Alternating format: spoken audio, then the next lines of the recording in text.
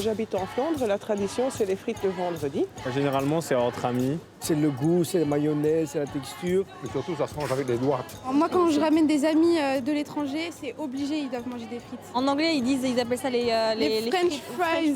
Et c'est vrai qu'à chaque fois on s'énerve parce que c'est belge. C'est pas C'est français, belge, c'est pas français. It's not French fries, but Belgian fries! Ah oui, évidemment, c'est l'emblème de la Belgique.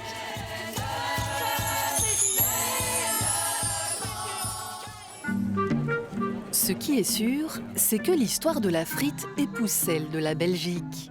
À Bruxelles, dans le quartier Saint-Jacques, le Frites Museum le raconte. La mise en valeur de la frite a été aux environs de 1850-1860, donc effectivement, ça pourrait correspondre avec la mise sur pied du pays en 1830.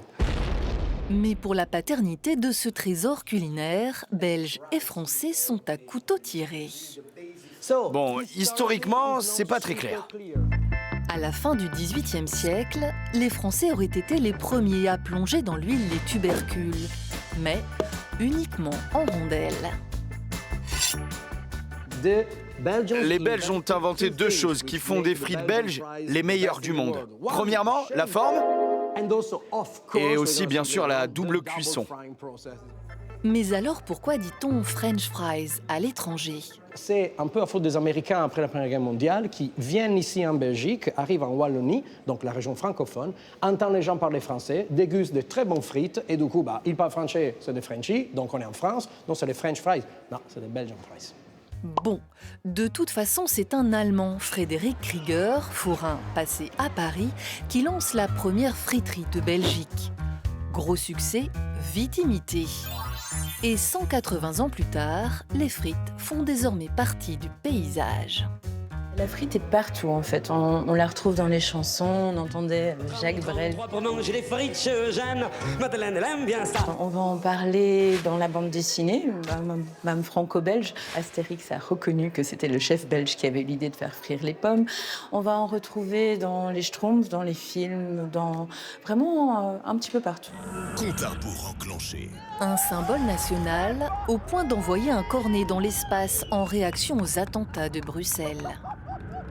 La frite, c'est quelque chose qui nous rassemble en tant que citoyens du pays. C'est quelque chose qui se partage toujours. C'est quelque chose de vraiment très collectif et pas individuel. C'est quelque chose qui fait du bien. Et ce n'est pas Sarah qui dira le contraire. Elle, qui est fille et petite-fille de frituriste. Enjoy. Depuis qu'on est enfant, avec mes frères, on baigne dedans. Et il y a toute une histoire du coup familiale effectivement qui fait partie de ces murs.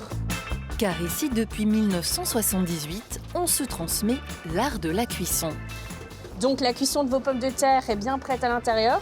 Et vous avez le deuxième bac de cuisson où là, la magie opère. Et il y aura ce petit croustillant final lorsque vous allez déguster. Petite frite tartare, s'il vous plaît. Tartare. Pour défendre ce patrimoine, C'est très traditionnel. Bernard Lefebvre est là. Vous préférez que je vous mette la sauce dessus?